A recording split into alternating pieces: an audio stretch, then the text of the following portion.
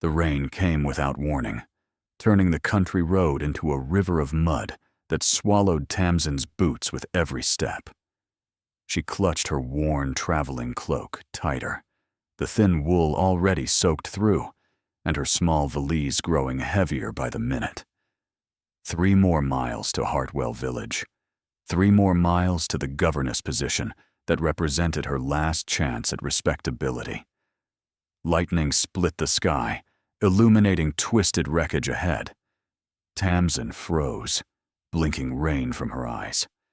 A carriage lay on its side in the ditch, one wheel still spinning lazily in the downpour. The horses were gone, probably bolted in terror. Scattered luggage dotted the muddy slope like fallen soldiers. And there, crumpled against a shattered door, was a man. She was running before she could think, her valise abandoned in the road, her useless bonnet flying from her head. The mud sucked at her boots, tried to drag her down, but she fought through until she reached him. He was breathing. That was the first thing she noticed, the shallow rise and fall of his chest beneath a coat that probably cost more than her family's annual income. Dark hair plastered to his forehead, a gash above his left eyebrow bleeding freely, mixing with the rain. "Sir." She shook him gently, then harder when he didn't respond. "Sir, can you hear me?" A groan. His eyelids fluttered. "You've been in an accident." She was already examining the wound, her fingers surprisingly steady despite her racing heart. Years of helping her mother tend to sick neighbors had given her some skill, though nothing had prepared her for this. His eyes opened. They were gray, the color of storm clouds, and for a moment held nothing but confusion. Then they focused on her face, and something changed. Awareness, assessment, a flicker she couldn't name. "The horses," he rasped. "My driver. Gone. The horses bolted. I haven't seen your driver." Tamsin glanced around. "Were you traveling alone otherwise?" "Yes." He tried to sit up and immediately grimaced, his hand going to his ribs. "Don't." She pressed him back firmly. "You may have broken something. Moving could make it worse. I can't simply lie here in a ditch." His voice was stronger now, irritated, accustomed to command. "The rain is getting worse." He wasn't wrong. The downpour had intensified, turning the ditch into a stream already lapping at their feet. "There's an old mill house half a mile back," Tamsin said. "Can you stand if I help you?" Those gray eyes studied her with unsettling intensity. "You're not afraid? A woman alone, helping a strange man in the middle of nowhere?" "I'm more afraid of watching you drown in a ditch, sir. My conscience couldn't bear it." Something that might have been a smile ghosted across his lips. Very practical. Getting him upright was a struggle. He was taller than she'd realized, well over 6 feet. And though he tried to bear his own weight, he leaned heavily against her as they staggered through the mud. His arm draped across her shoulders, her arm wrapped around his waist, intimate as lovers despite being strangers. The irony wasn't lost on her. 23 years of careful propriety, of guarding her reputation like the precious commodity it was for a gentleman's daughter without fortune. And here she was, pressed against a man she'd never met. "What's your name?" he asked as they fought their way up the slope. "Tamsin. Tamsin Allerdale." "And what were you doing on this road in a storm, Tamsin Allerdale?" "Walking to my future, or what's left of it." The mill house appeared through the rain like a gift from Providence, its stone walls still solid, despite years of abandonment.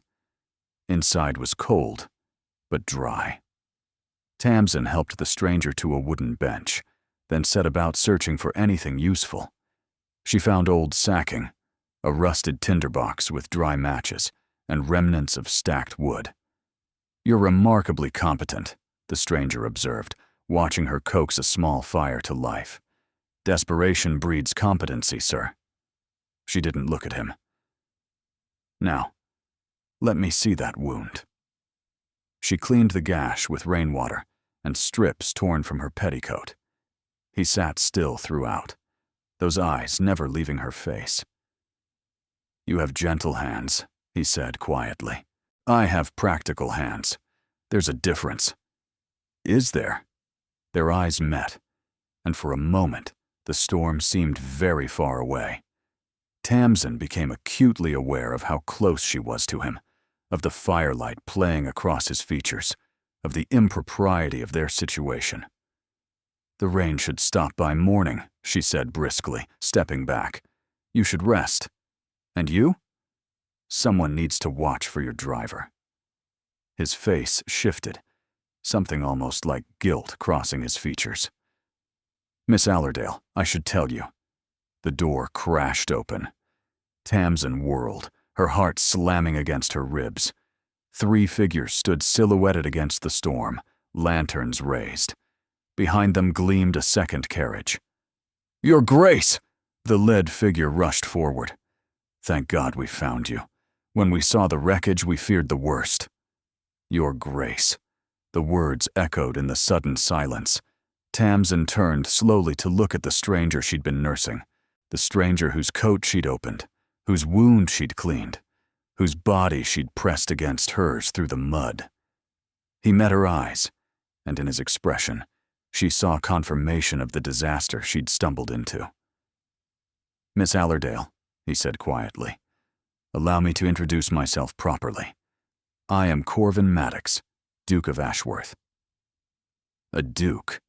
She had been carrying a duke through the mud like a sack of grain. She had torn her petticoat to bandage a duke's head. She had lectured a duke about staying still. She was going to be sick. "Your Grace." One of the newcomers pushed past her, his weathered face creased with concern. "Are you injured? Should we send for a physician?" Bruised ribs and a cut, nothing more. The Duke rose with only a slight grimace. "Thanks to Miss Allerdale's intervention. She found me in the wreckage and brought me here." Now the newcomers looked at her. 3 men in livery, but behind them, more figures emerged from the carriage. Figures in silk and velvet, picking their way through the mud with obvious distaste. "Corvin!" A woman's voice, sharp with worry.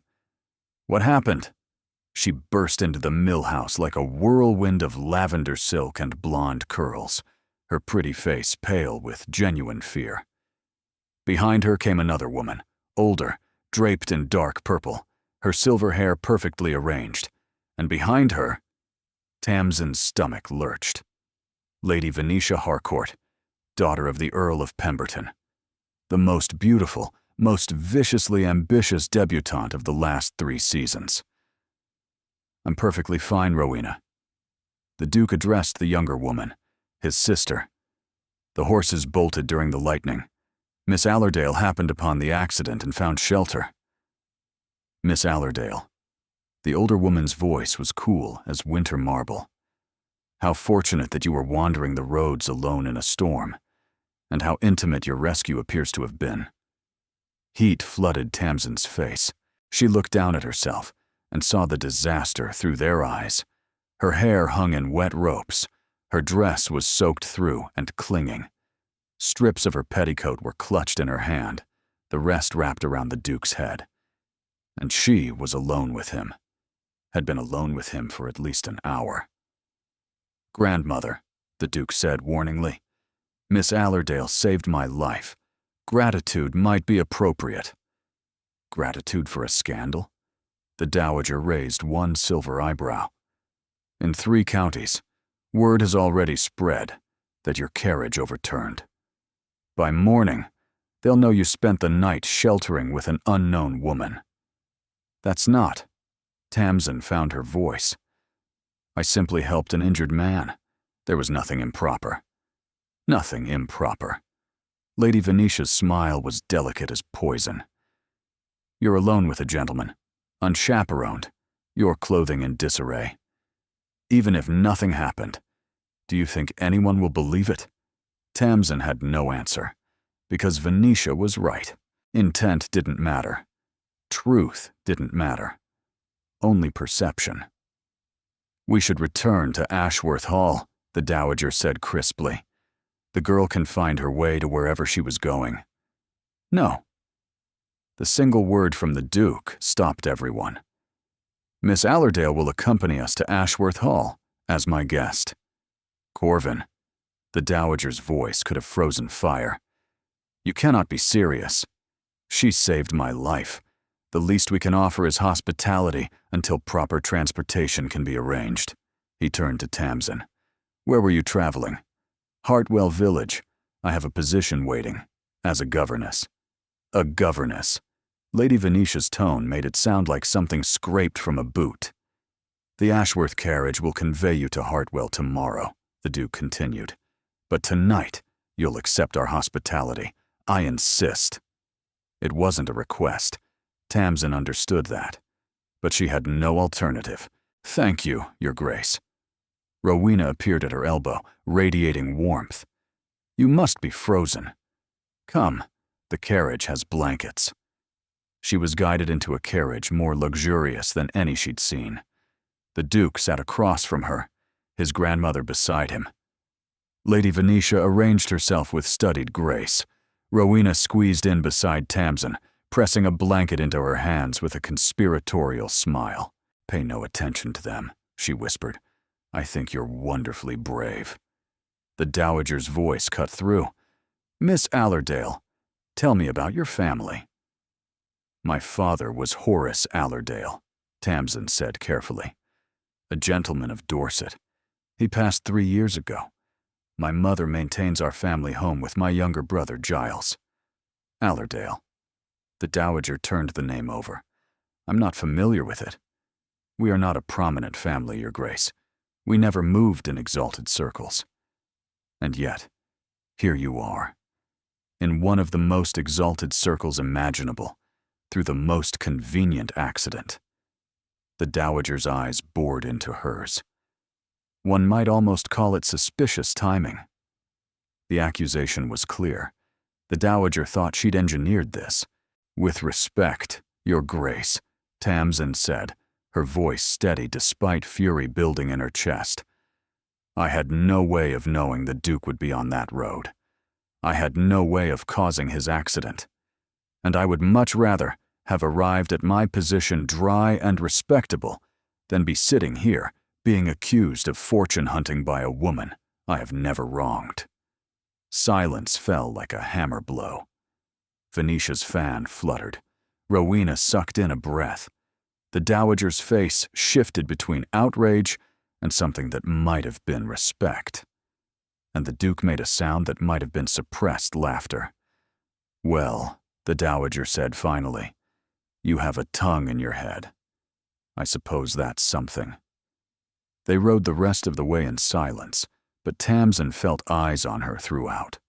The Dowager's calculating, Venetia's hostile, Rowena's delighted, and the Duke's watching her with an intensity that made her wonder exactly what she'd gotten herself into. Ashworth Hall emerged from the darkness like a stone giant rising from the earth.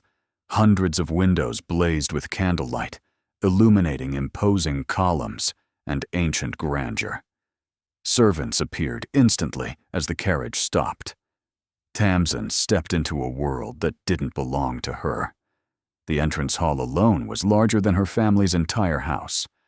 Marble floors gleamed. Portraits of stern ancestors watched from gilded frames. Mrs. Pembury, the Duke addressed the housekeeper.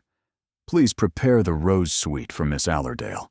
She'll require dry clothing, a hot bath, and supper in her room. Of course, Your Grace. And Mrs. Pembury, she is to be treated as an honored guest. The housekeeper's expression didn't flicker. Understood, Your Grace. Tamsin was ushered up sweeping stairs, down corridors hung with tapestries, and finally into a suite that stopped her breath. Pale pink silk lined the walls, delicate furniture filled the space, and through an open doorway she glimpsed a 4-poster bed. Your bath will be ready shortly, miss. A young maid with copper hair curtsied. I'm Nell. My stay. Tamsin laughed weakly. I'm supposed to leave tomorrow. Nell's expression suggested she knew more than she was saying. The water was scented with roses. The soap was French. Tamsin sank into the bath and tried to organize her chaotic thoughts. A knock interrupted her spiraling. "Miss?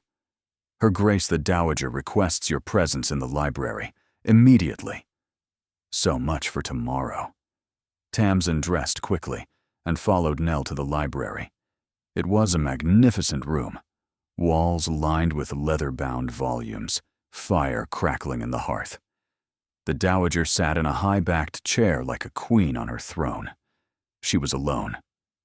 "Sit," the Dowager gestured. "We need to speak plainly, without my grandson's idealistic interference." Tamsin sat, back straight, hands folded. "You're not what I expected," the Dowager began. "When I saw you in that mill house, I assumed the worst. A schemer, an opportunist. I have no designs on anyone's title, Your Grace." "So you've said. And yet here you are." The Dowager's gaze sharpened. "Having spent unchaperoned hours with my grandson in circumstances that would require marriage if they became public knowledge." "They won't become public. I'll leave tomorrow, and none of this will be spoken of again."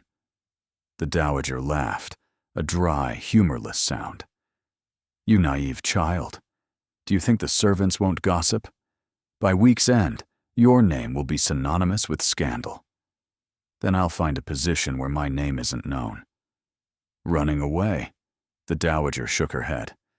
"The option of a coward. I am not a coward." "Then prove it." The Dowager leaned forward. "I have a proposition.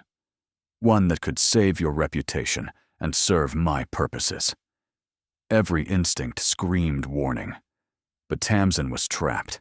"Lady Venetia Harcourt has been pursuing my grandson for 2 seasons. Her family expects an engagement. Corvin despises her, but he's too honorable to embarrass her publicly, and I've been pressuring him because she's suitable on paper." "Why pressure him toward a match he despises?" "Because I want him to fight back." The Dowager's voice carried unexpected heat. "My grandson has been a ghost since his father died 18 months ago. He performs his duties flawlessly and feels absolutely nothing. He's chosen numbness over grief." Tamsin thought of the Duke's eyes in the mill house, the unexpected warmth when he'd said she had gentle hands. "What does this have to do with me?"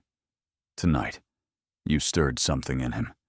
When he defended you, he was more present than I've seen him in months." The Dowager's gaze sharpened. "I want you to stay. Play the role of a prospective match, distract him from Venetia, and perhaps remind him what it feels like to be alive. You want me to pretend to court your grandson? I want you to be a disruption. In exchange, I'll ensure your reputation remains intact. I'll introduce you as an old family friend's daughter, and when the pretense ends, provide references that will open any door." It was madness, but the alternative was ruin. Why would the Duke agree? "I'll present it as my idea to deflect Venetia. He needn't know about my other motivations." 3 conditions, Tamsin heard herself say. The Dowager's eyebrow rose. "You're negotiating." "First, my family is informed that I've accepted a position as Lady Rowena's companion. Nothing about courtships or schemes." "Agreed." "Second, when this ends, I want letters of introduction to noble households seeking governesses, real references." "Agreed." "Third, if at any point this threatens real harm to my reputation or family, I leave immediately. No arguments." Silence stretched. Silence. Then the Dowager extended her hand. "You have spine. Very well. We have an agreement." Tamsin took her hand. The grip was firm, binding. "Welcome to Ashworth Hall," the Dowager said. "I hope you survive it."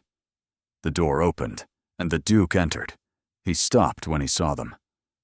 "What's going on here?" "I've hired Miss Allerdale as Rowena's companion for the season," the Dowager said smoothly. "Since the scandal will follow her regardless, we might as well control the narrative." The Duke's eyes found Tamsin's. "Is this what you want?" It's a generous offer. Better than I could have hoped. Disaster. He repeated her earlier words slowly. Is that what you call saving my life? I call it an accident that became complicated.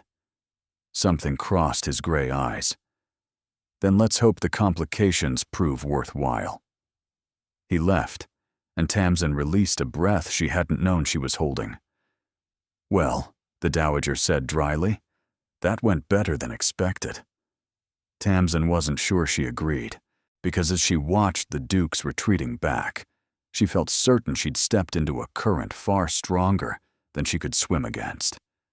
And the shore was already disappearing. Morning arrived with birdsong and pale sunlight streaming through rose-colored curtains. For a disorienting moment, Tamsin didn't know where she was. The bed was too soft, the sheets too fine. Then memory crashed back.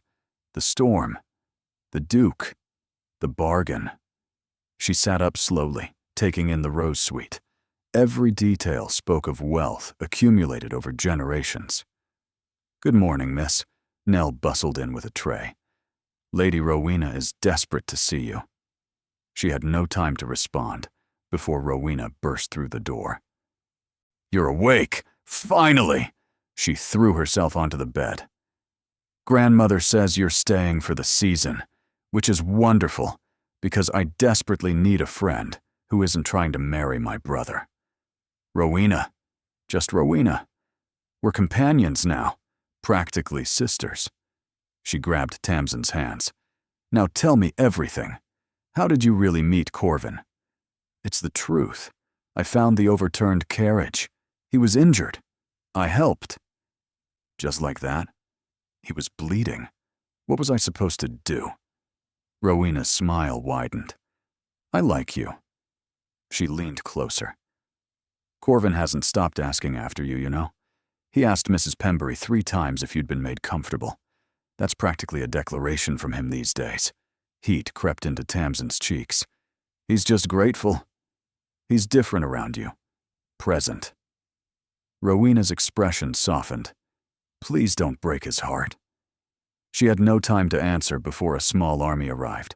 3 maids bearing fabric, followed by a tiny woman with pins bristling from her wrist. Miss Allerdale, I am Madame Fournier. Her Grace has commissioned a wardrobe. We begin immediately. The next 2 hours were a blur of measuring and pinning, debates about colors. The sage green for day wear, Madame Fournier declared.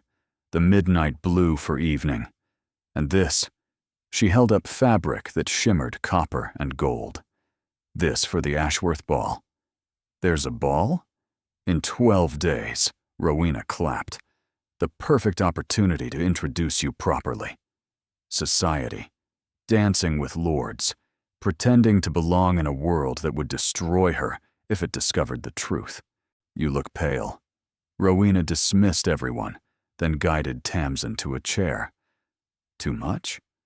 I don't understand what I'm doing here. Neither does anyone else. Society is just people pretending and judging everyone else. Rowena squeezed her hand. Confidence is mostly performance. If you act like you belong, people believe it. What if the performance fails? Then you perform harder. You won't be alone.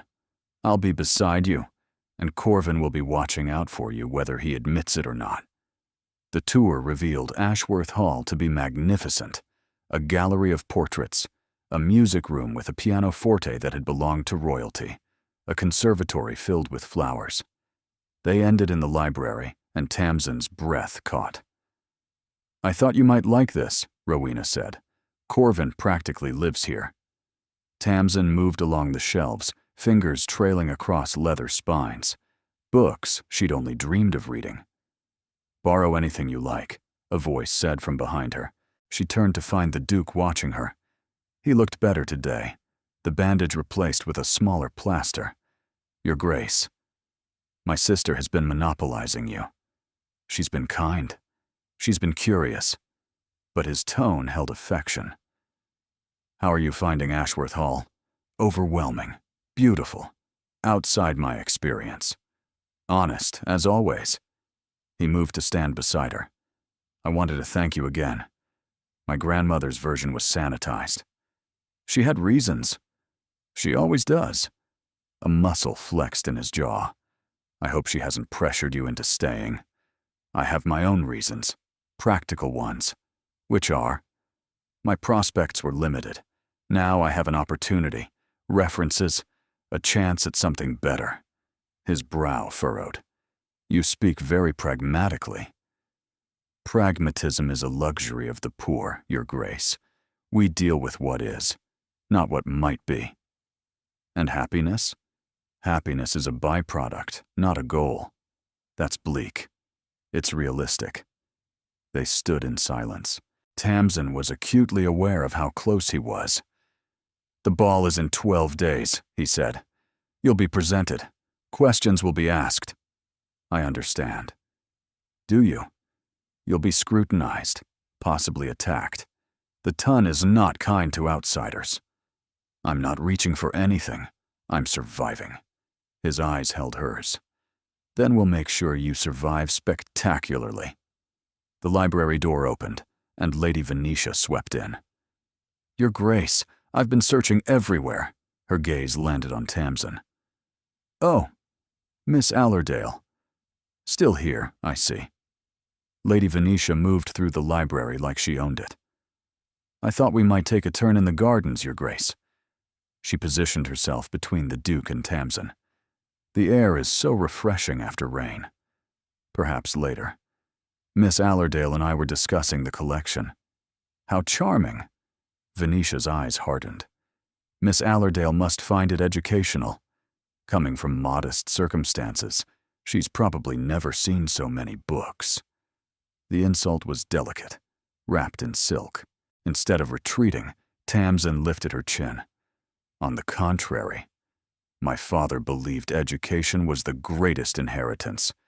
Our library may have been smaller, but I've read extensively in philosophy, literature, and sciences. Self-educated? Venetia made it sound like disease. How industrious. How necessary. When one cannot afford tutors, one learns to teach oneself. The Duke suppressed what might have been amusement. Venetia's eyes flashed. Well, your industry will serve you well as a governess. She turned to the Duke. It's generous of your family to offer shelter to those less fortunate. Miss Allerdale isn't charity. The Duke's voice carried warning. She's a guest. Of course. A guest who arrived unchaperoned, wearing your bandages. Venetia smiled. I'm sure the distinction will be clear at the ball. Lady Venetia, Tamsin kept her voice steady. My presence here threatens nothing that matters to you. You presume to know what matters to me. I observe. You want the Duke. I want employment. Our goals don't conflict. The bluntness caught Venetia off guard. You're very bold for a governess. I'm not a governess yet, and boldness is sometimes the only currency available. The Duke stepped forward. Ladies, Lady Venetia, I believe my grandmother was asking for you. Seating arrangements. It was a dismissal. Venetia curtsied stiffly and swept out. You've made an enemy, the Duke said quietly. I had one already. I've simply made her intentions clear. She can be dangerous. The Pembertons have connections throughout society. Her cousin Lord Fenwick alone could close a dozen doors with a single word. Then I'll find other doors. I've survived worse than social ostracism. Something in his face shifted, a crack in the careful mask. You don't ask for pity. Pity doesn't pay bills. And yet, here you are, accepting help. Accepting opportunity. There's a difference. She moved toward the door. I'm not here to trap you. When this ends, I'll leave with my references and trouble you no further. And if I don't want you to leave? The question hung between them. Tamsin's pulse stuttered. Then that would be a complication neither of us can afford, she said softly. Good afternoon, Your Grace. She left before he could respond. The afternoon brought new challenges. Tea with the Dowager, where Tamsin was grilled on everything, a dancing lesson where Rowena insisted her waltz needed work, a fitting requiring 2 hours of standing still. Dinner was formal, served in a dining room that could house an army. The Dowager presided. Lady Venetia and her mother, the Countess of Pemberton, occupied places of honor. "Miss Allerdale," the Countess said, "Lady Venetia tells me you're to be presented at the ball. How exciting." "Yes, my lady." Though one wonders how much preparation can accomplish in 12 days. Some things cannot be taught.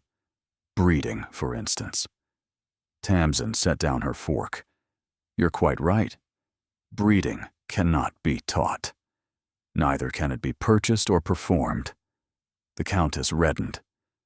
"Miss Allerdale's breeding is perfectly acceptable," the Dowager interjected. "The Allerdale family has been gentry for 3 generations." "Respectable." Venetia's smile was poisonous. Such a useful word. "As does ambitious," Tamsin replied. "Or desperate. Words can be flexible." Rowena choked on her wine. "You overstep, Miss Allerdale." "I defend myself. There's a difference." "Enough." The Duke's voice cut through. "This is a dinner table, not a battlefield. Lady Venetia, Miss Allerdale is my guest. I expect courtesy." "Of course, Your Grace." The meal passed in strained civility, but when Tamsin escaped to her room, her hands were shaking. She'd survived, but Venetia would not forget.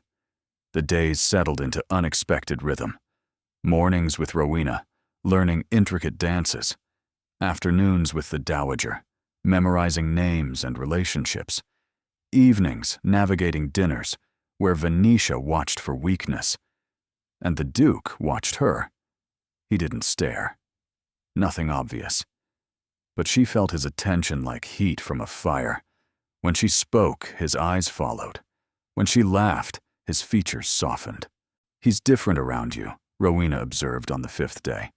"Looser, more present." "I'm not sure what you mean." "He actually smiled yesterday. A real smile. I nearly fell off my chair." Tamsin turned away. "The Duke is courteous to all guests." "The Duke maintains careful distance from everyone. With you, he forgets." She had no time to answer before the door opened, and the Duke appeared. "Am I interrupting?" "Not at all." Rowena bounced up. "I was just leaving. Very important correspondence." She vanished, leaving them alone. "My sister has all the subtlety of a charging horse," he said dryly. "She means well. She means to meddle." But affection colored his exasperation. "She thinks I need saving." "Do you?"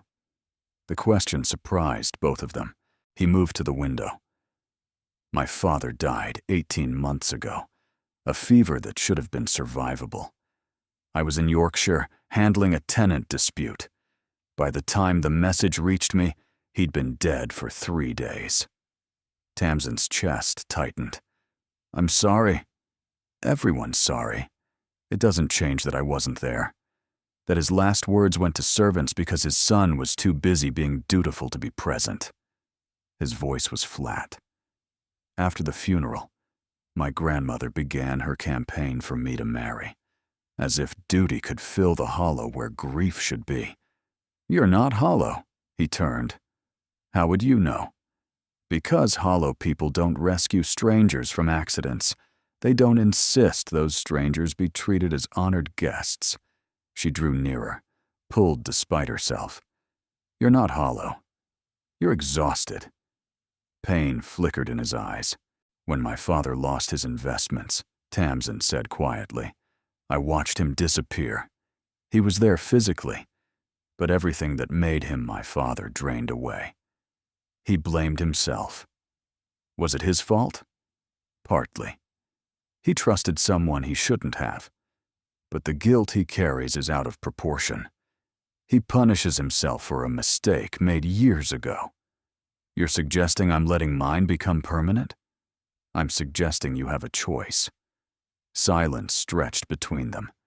She was acutely aware of how close they stood. Tell me something about yourself, he said suddenly. Something no one here knows. That's not fair exchange. Consider it investment. I'm hoping for return. She shouldn't. Every instinct screamed that intimacy was dangerous, but he looked at her like she was real. I write poetry, she heard herself say. Terrible poetry. Romantic verses that would make critics despair. But I can't stop. When everything else has been taken away, making something beautiful still feels like rebellion. His face changed, something warming behind his eyes. That's admirable.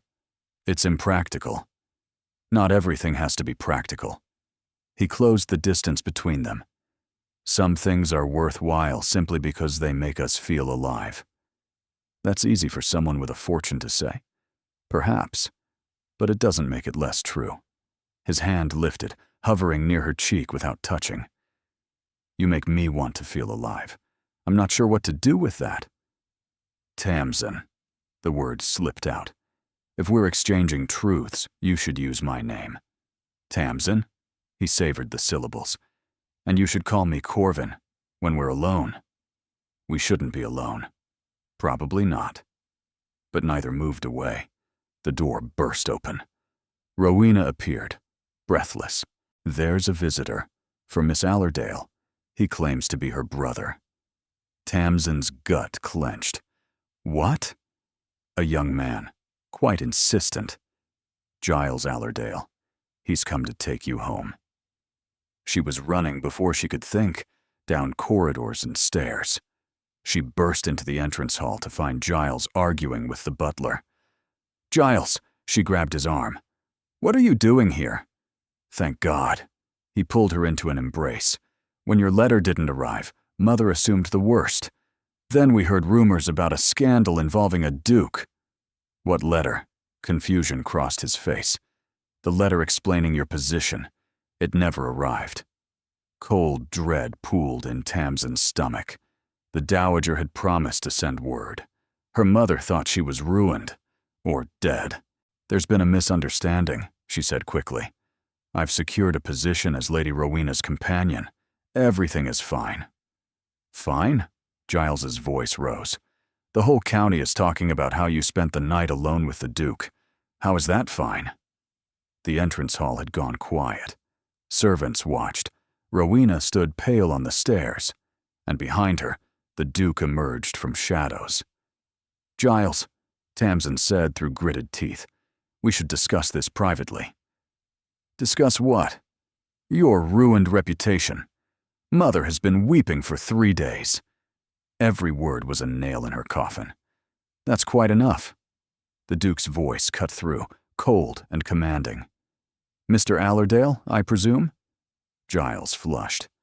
Your Grace. Your sister is a valued guest. Nothing improper has occurred. However, you're welcome to stay while Miss Allerdale prepares for the Ashworth Ball, where her position will be made clear. Giles looked between them. And what exactly is her position? The question hung in the air. Miss Allerdale, the Duke said slowly, is under my protection. That should be sufficient. Under my protection. The words carried weight far beyond their surface meaning. Tamsin saw understanding dawn on her brother's face, saw hope transform his expression, and she felt the trap close tighter, lined with silk, but a trap nonetheless. This was no longer simple. Whatever happened next, there would be no easy escape for either of them. The night of the ball arrived with terrifying speed. Tamsin stood before the mirror, barely recognizing the woman who stared back. The copper gold gown was a masterpiece, catching candlelight like captured flame. Nell had worked magic with her hair, weaving in tiny pearls. A borrowed necklace of amber and gold circled her throat. You look like a painting, Rowena breathed from the doorway. One where the woman is secretly planning to conquer kingdoms. I feel sick. That's normal. Rowena swept in, resplendent in silvery blue. Just remember, you belong here. The past week had been a whirlwind. Giles had been installed in a guest room, subjected to the Dowager's hospitality. Meanwhile, the Duke had been present, at meals, during dancing lessons, in the library when she retreated for solitude, always watching, always nearby. Venetia had noticed. Her barbs grew sharper. But tonight, none of that mattered. "Ready?" Rowena offered her arm. "No, but let's go." The ballroom was a sea of candlelight and color, hundreds of guests in their finest. Tamsin descended the grand staircase with Rowena on one side, the Dowager on the other, feeling every eye turn toward them. Whispers started immediately. The scandal. Alone with him. Nobody knows where she came from. They reached the bottom and the Duke was there, waiting. He wore formal evening dress that made him look severe and impossibly handsome.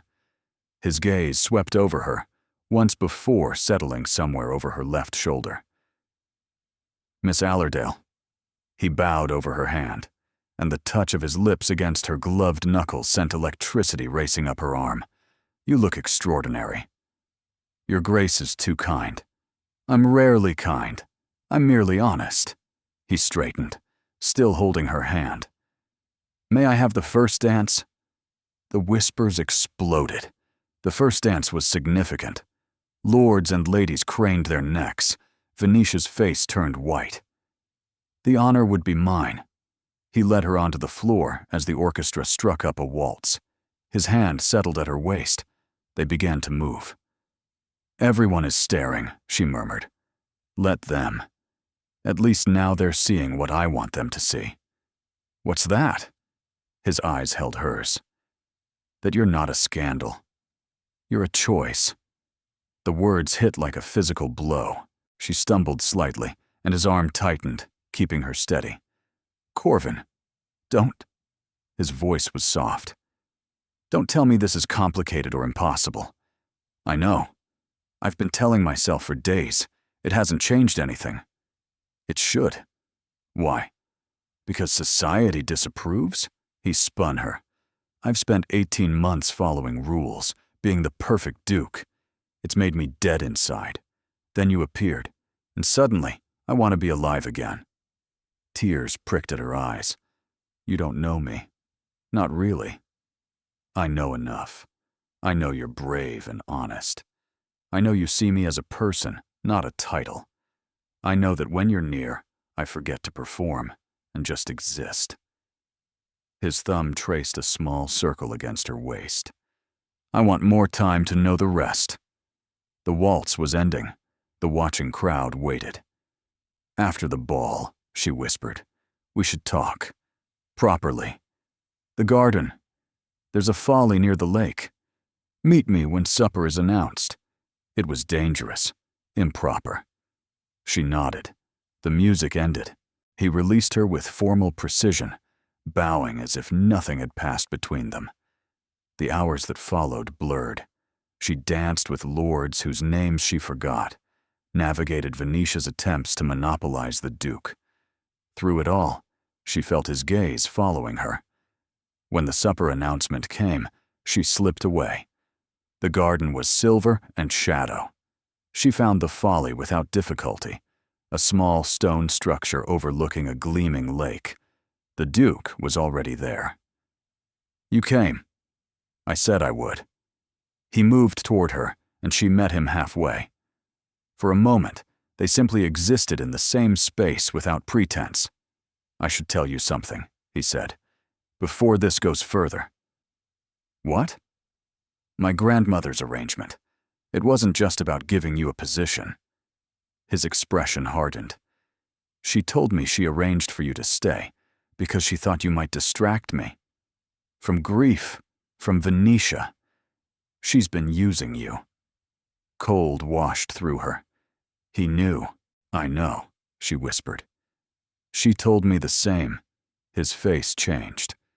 "And you agreed?" "I agreed to an arrangement that would benefit me. What she wanted from you was her business.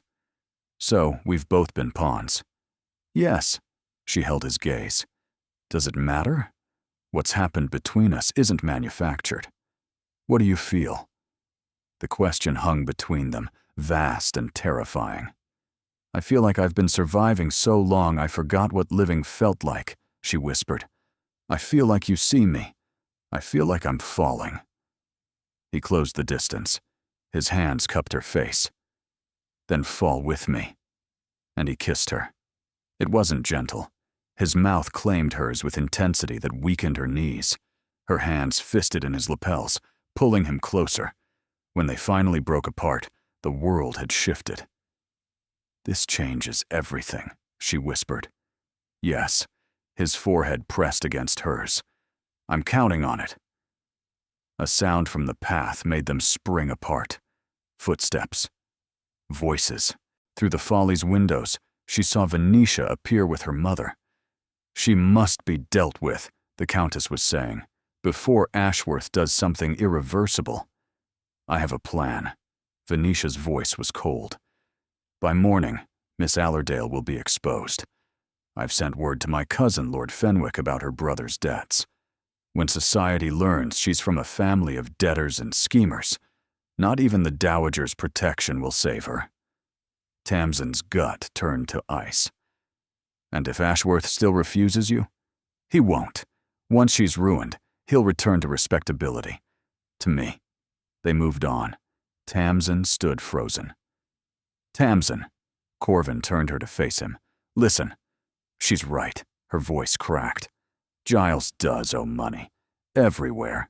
If Lord Fenwick investigates, he'll find every shameful detail. I don't care about your brother's debts.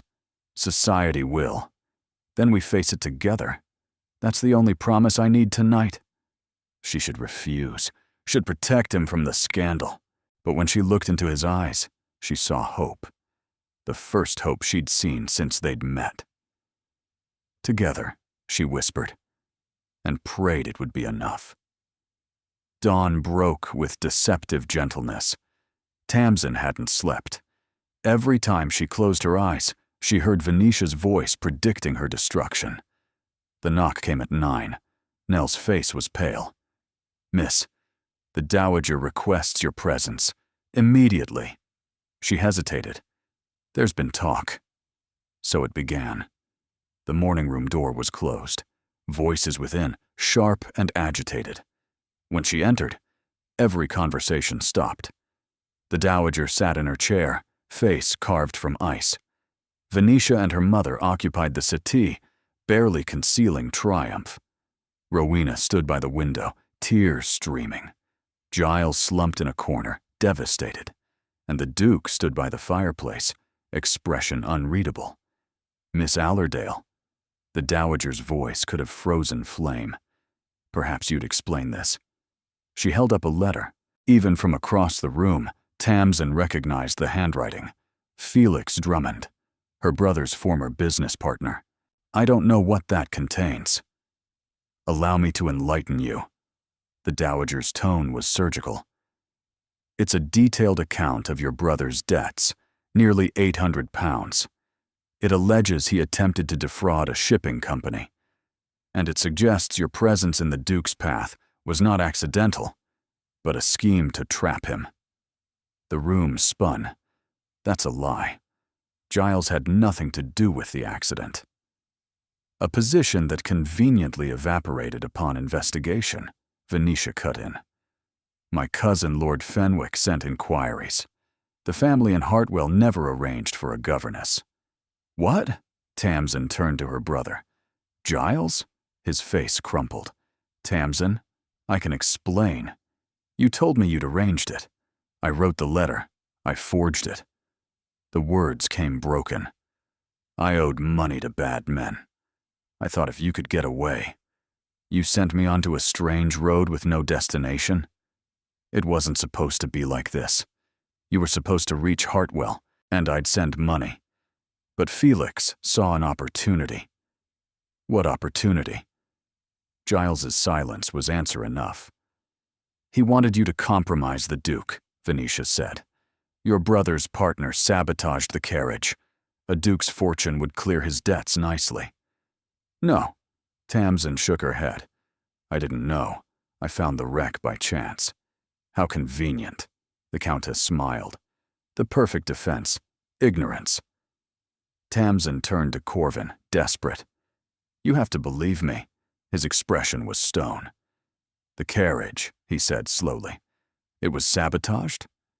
Apparently, the Dowager replied. Lord Fenwick found evidence. Silence fell. Tamsin felt judgment pressing down. I didn't know, she whispered. Corvin, please. Your Grace, Venetia corrected sharply. Enough, Venetia. The Dowager's voice cracked like a whip, but the damage was done. Whatever had grown between them was poisoned now. I'll leave, Tamsin said. Today. That would be best. She turned to go, then paused. I know the evidence damns me. But what I felt here was real. The gratitude. The hope. Her eyes found Corvin's. Everything was real. She didn't wait for a response. The walk to the Rose Suite was the longest of her life. Nell helped her pack in tearful silence. The carriage was waiting. She climbed in without looking back, and left Ashworth Hall behind. 3 days passed, like wounds that wouldn't heal. 3 days of her mother's silent tears, her father's resigned sighs, Giles's useless apologies. Tamsin moved through her family's modest home like a ghost. On the 4th day, a carriage appeared. She was in the garden when she heard wheels on gravel. She didn't look up, assuming another creditor. Miss Allerdale? She knew that voice. Rowena stood at the garden gate, traveling dress rumpled. Behind her, the Dowager emerged from the carriage. We need to speak with you, Rowena said. Please. I have nothing to say to your family. Not everything. The Dowager approached with her usual bearing, but something was different. Softer. May we come inside? Against her better judgment, Tamsin led them to the parlor. Her mother attempted hospitality before being asked for privacy. Why are you here? Because my grandson is an idiot, the Dowager said bluntly, and because I owe you an apology. Of all things Tamsin expected, that wasn't among them. I believed Venetia's accusations too readily. I was angry my plans had been exposed. After you left, I conducted my own investigation. Felix Drummond was arrested 2 days ago. He confessed everything. Tamsin's heart stopped. Everything? He sabotaged the carriage. Your brother's involvement was peripheral. Giles knew nothing of the sabotage. He genuinely believed he was sending you to a position. The Dowager's expression tightened. Your brother is a fool, but not a villain. He was trying to protect you from creditors. And the forged letter? Desperation. Not malice. Felix saw opportunity in Giles's scheme and twisted it. The room seemed to tilt. Corvin knows. He's been insufferable since you left. Rowena's voice was fierce. Won't eat. Won't sleep. Locked himself in the library. He believed Venetia. He was in shock. Someone had tried to harm him, and the accusation came attached to the woman he'd started to love. Rowena's eyes glistened. It wasn't fair, but it was human. Love, the word echoed. Lady Venetia? Asked to leave permanently, the Dowager said with grim satisfaction. Silence fell. Tamsin tried to process everything. Why tell me this? To give you a choice. The Dowager leaned forward. Accept this news and move forward. I'll clear your name. Letters to every family of consequence. You'll have the references I promised. Or, return to Ashworth Hall. Face my grandson. Decide together what happens next. Tamsin thought of the kiss in the folly. The promise to face everything together. He let me go, she said quietly. He was wrong. He knows that now. The question is whether you can forgive him. Forgiveness. Such a heavy word. My family. Giles's debts. Settled. The Dowager's tone was matter-of-fact. Corvin insisted, anonymously. Your brother's been offered a position in Yorkshire. Honest work. Tamsin stared. After believing I'd conspired against him, He did that the morning after you left, before he knew the truth. He said even if you'd betrayed him, your family shouldn't suffer. He said you deserved a chance at the future you'd worked for. Tears spilled before she could stop them. All this time, she'd imagined him hardened against her. Instead, he'd been fighting for her while believing the worst. "I need time," she whispered. "Take all you need. The carriage will wait. If you return with us, we leave within the hour." They left her alone. Her mother appeared in the doorway. "Tamsin? Who were those women?" "A choice," Tamsin said slowly. "They came to offer me a choice." "What kind?" "The kind that terrifies me. The kind I want anyway." Her mother smiled. "Then you already have your answer." Yes. She supposed she did. Ashworth Hall looked different in afternoon light, stone glowing amber. Tamsin descended from the carriage with her heart in her throat. "He's in the library," Rowena whispered. "Hasn't left since you went away." Tamsin climbed familiar stairs, walked familiar corridors, stopped before the familiar door. Her hand trembled as she knocked. No answer. She knocked again. "Corvin, it's Tamsin. Please let me in." Silence. Then, so quiet she almost missed it. "You shouldn't be here. And yet I am." "Open the door." A long pause.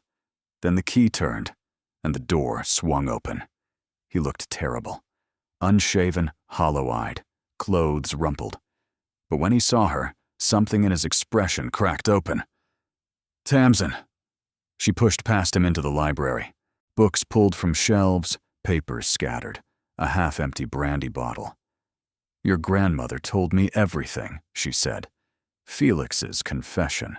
The truth." "The truth is I failed you." His voice was hoarse. "I let them accuse you. I believed them. You were in shock. That's no excuse." "No. But it's human." She moved toward him. "I spent 3 days hating you, wondering how I could have been so foolish as to believe someone like you could want someone like me." He flinched. "Then your grandmother appeared with the truth, and I realized something. I didn't hate you because you'd hurt me. I hated you because I'd given you power to hurt me. Because what I feel is so vast and terrifying that losing it was worse than the loss itself. What you feel. I love you." The words came fierce and certain. "I love your grief and your duty, and your stubborn refusal to feel anything. I love the way you look at me like I'm real. I love that you paid my brother's debts, even when you believed I'd betrayed you." Tears streamed down her face. "I love you, and I'm furious about it." He crossed the distance in 2 strides. His hands cupped her face, trembling. "I don't deserve your forgiveness." "No, but I'm offering it anyway. The question is whether you can forgive yourself." His forehead dropped against hers. "I've been destroying myself with regret. Every moment since you left, imagining what I should have said. I should have defended you. I should have thrown Venetia out. Stop. We can't live in should have. Only what happens next. What happens next? That depends on what you want. I want you." The words were immediate. "Not as an arrangement or a solution. I want you as everything. As my partner. My equal. My wife, if you'll have me." The world stopped. "Corvin, I know I'm asking too much. I know your trust is shattered, but I can't pretend what I feel is anything less than complete." His thumbs traced her cheekbones. "I love you, Tamsin Allerdale. I love your honesty and courage and your poetry. My poetry isn't terrible. I love that you think that." A ghost of a smile crossed his face. "Say yes, please." She looked at this man who had been her stranger, her antagonist, her hope, her heartbreak. She thought of all the reasons to refuse. Then she thought of the kiss in the folly, the promise to face everything together. "Yes," she whispered. His kiss was everything the first had been, and more. Relief and joy and desperate need. She clung to him and let herself fall. When they broke apart, the door burst open. Rowena and the Dowager stood in the corridor. "I assume this means we should prepare for a wedding?" the Dowager said dryly. "Yes," Corvin pulled Tamsin closer. "As soon as possible." Rowena squealed and threw herself at them both, and the Dowager allowed herself a small, genuine smile. The wedding was the scandal of the season, not because of whispered rumors, but because it defied every expectation. The bride wore amber silk that caught candlelight like flame. The groom stood at the altar with such naked joy that even cynics fell silent. But the true declaration came at the wedding breakfast, before 500 guests. Corvin rose, and the crowd fell silent. "Most of you came expecting usual formalities. I'm going to disappoint you." A murmur rippled through the crowd. 6 weeks ago, my carriage overturned. I was injured, likely dying. A woman I'd never met found me. She didn't know who I was. She simply saw a person in need and chose to help. He turned to look at Tamsin. She dragged me through mud to shelter. She tore her clothing to bandage my wounds. And when society tried to destroy her for that compassion, she stood her ground with more dignity than any titled lady I've known. The murmurs grew. I was told she was unsuitable, not wealthy enough, not connected enough. I was told a duke should marry strategically, not emotionally. His voice hardened. I rejected that advice, because the woman who saved me showed more courage, more integrity, more genuine nobility than anyone born to a title, including myself. He lifted his glass. "To my wife, Tamsin Maddox, Duchess of Ashworth, who taught me that worth isn't measured in bloodlines, who reminded me that choosing love is the bravest thing any of us can do."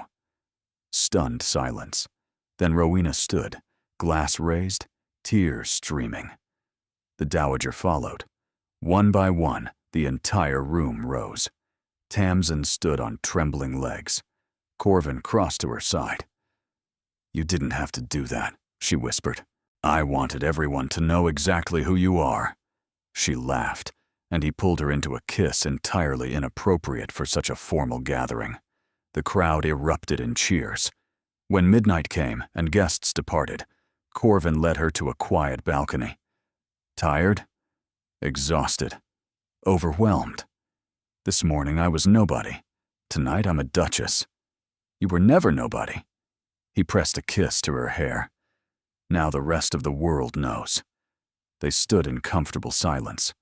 "What happens now?" Tamsin asked. "Now we live." His voice was soft but certain. Not performing duty or surviving scandal. Just living. Together.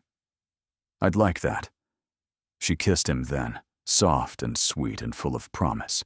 And somewhere distant, the clock struck midnight, marking the end of one story and the beginning of another.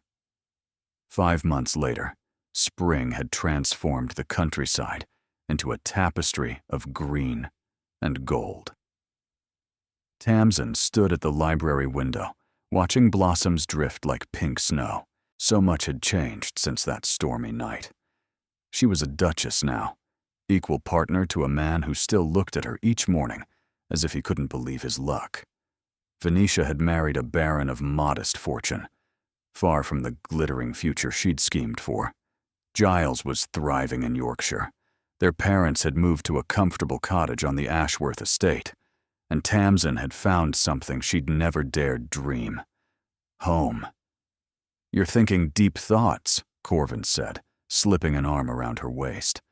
"The crease between your eyebrows gives it away." "I'm remembering, the night I found you, how frightened I was. You saved my life that night, in more ways than one. You saved mine, too." They stood in comfortable silence. Then Corvin withdrew a small, worn book. "I found something, tucked behind volumes my father collected." Tamsin took it carefully. A journal, bound in faded leather.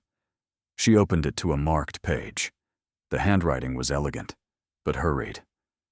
"Today I met the woman I'm going to marry," she read aloud. "I don't know her name yet, but when our eyes met, something shifted, something permanent. My mother will disapprove. Society will talk. I don't care. Some things are worth every obstacle. Love is worth it." Her voice faltered. "My father wrote that the night he met my mother." Corvin's eyes glistened. "I never knew he felt so certain." He was right. Tamsin closed the journal. Love was worth it. "Yes." He pulled her close. "I spent 18 months believing I had to earn happiness through duty, but it doesn't work that way. What does? Choosing someone, being chosen, facing everything together." She thought of that frightened woman on the muddy road. She'd never imagined the path that choice would open. "My father used to say, 'Character is revealed in crisis,'" she said softly. "I never understood until you." "Until what?" "Until I saw who you became when everything fell apart. You chose kindness even when you believed you'd been used. That's who you are." He kissed her then, deep and thorough. When they broke apart, she retrieved a small package. A gift. To commemorate. Inside was a miniature painting showing a country road in a storm, an overturned carriage, and a woman kneeling beside an injured man. "I wanted us to remember where we started," she explained. "That sometimes the worst day becomes the best thing that ever happened." His eyes grew bright. "This is the most beautiful thing anyone has ever given me." Outside, spring continued its slow unfurling, but inside the library, the Duke and Duchess of Ashworth remained wrapped in each other. The road that had brought them together was muddy and storm-torn, but standing here now, Tamsin wouldn't have changed a single step, because every step had led to this. And this was everything. Thank you for being here. You are the reason these stories exist, because you believe in love that chooses courage over convenience, in characters who fight for happiness despite the odds, in endings that feel earned and true. Your presence makes this space warm and welcoming. I'm grateful for every moment you spend with these characters. Do you have a favorite line or scene? Your engagement helps me understand what moves you, what keeps you listening, and what kinds of stories to create next. Consider subscribing if you'd like more romances with emotional depth and genuine character growth. Thank you for being here. You make this community what it is.